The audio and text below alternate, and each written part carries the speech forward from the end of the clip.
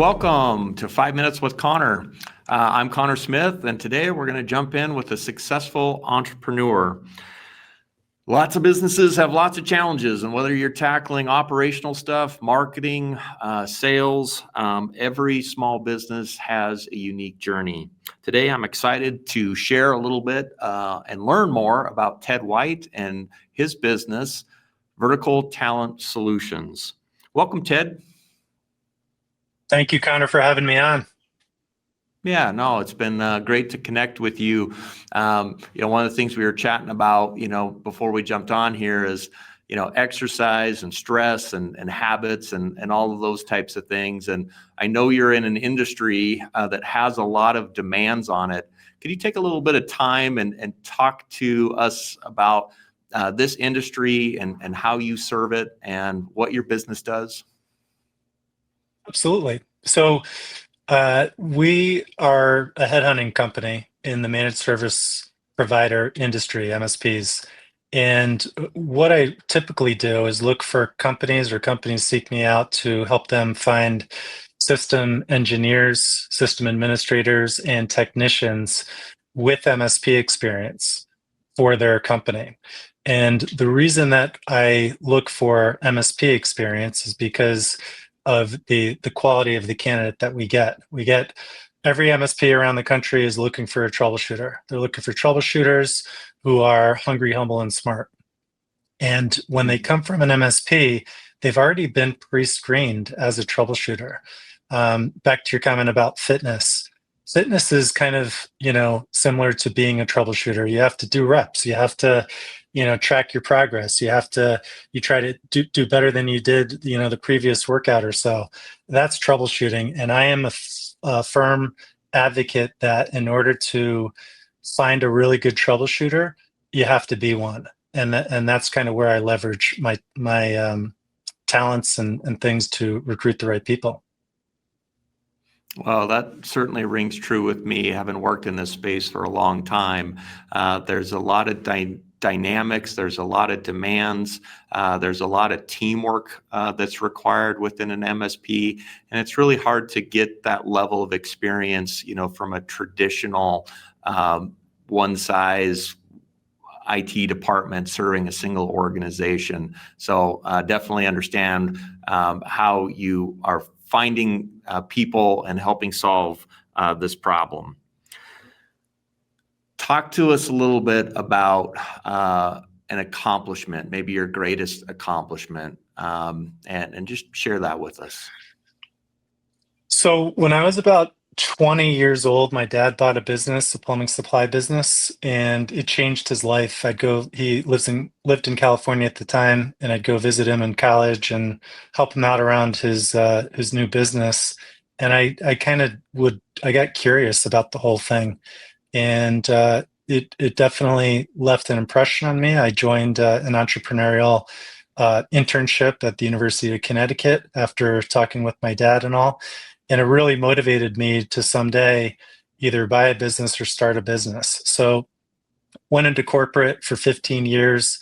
Every single day, Conor, I woke up and said, what am I going to do? What business am I going to start? What business am I going to buy? And finally had the opportunity after 15 years. I basically had a choice to either move to Florida or start a business. And I chose to start a business. And recruiting it's either flipping houses or doing recruiting. And I'm like, all right, let's do recruiting. So we were a generalist recruiting firm. We then morphed over to like IT recruiting on the website mostly, and then transitioned fully as a niche recruiter in the MSP space. And I'd say starting the business with two kids, one at the time was 4 years old. My youngest was 2, and my wife is at home. Launching that business and making it successful, that's, I'd say my biggest accomplishment. Well, and just answering that call, and like you said, that call was in you, for 15 years. And it really takes some courage, to do that. And then, when you've got a family staring at you, it takes a whole extra heaping of courage. It does. As you've gone through, sorry, Ted, what were you saying? I was just confirming the truth to your statement there, Connor. Success, it gets defined so many different ways by so many different people. How has your definition evolved? How do you define it today? That's a great question. As a younger kind of corporate professional, I used to look up to people who had bigger titles, better titles, and bigger positions, and say that they were successful. And I would always strive to be at that next level in the corporate world, and even as a business owner. But when it comes down to it, you can hit massive success. And in my world, it would be making placements, and life is good, but you kind of have to say at some point, like, what's next? So if you don't have happiness as a foundation to your success, then success doesn't necessarily exist, in my opinion.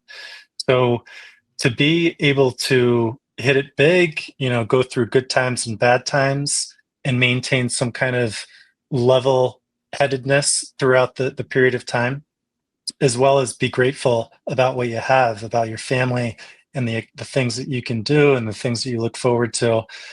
I'd say that my view of success has morphed from the titles and materialism to simply being happy and being grateful. Well, I think that's a great message for people that have been in the entrepreneurial space a long time, and people that are thinking about it. Business has so much demands and is measured so much on outcomes. And Ted, you couldn't have said it any better.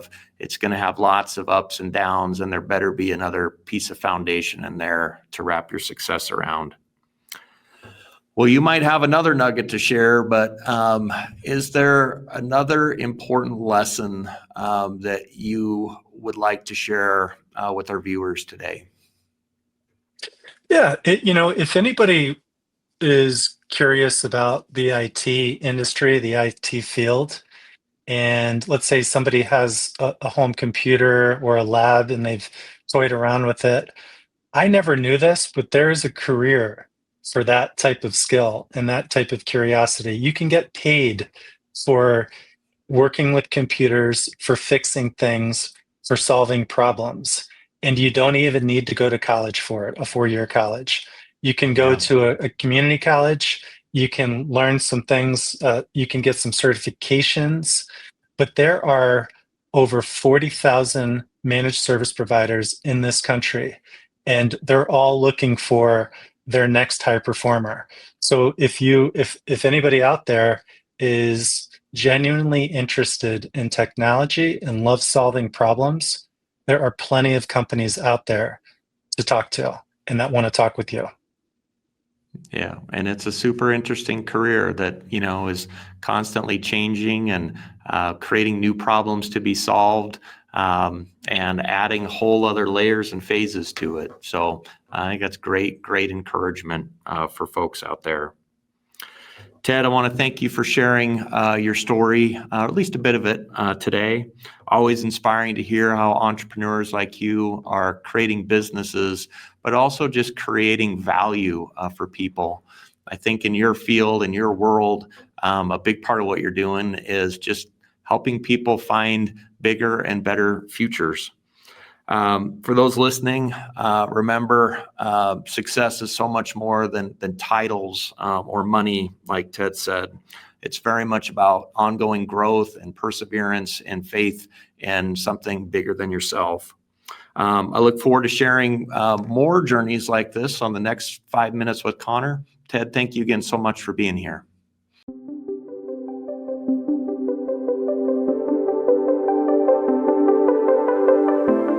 Marketing is really hard for people. It's intangible, it's expensive, it doesn't make sense. Small businesses struggle with it. And ultimately, we try and help people make it make sense and produce good return on investments for them. If you can get people out of the complexities and really just help them with their story, their brand, and then truly moving off of that stuff into things that actually generate leads for them. That's what they're looking for.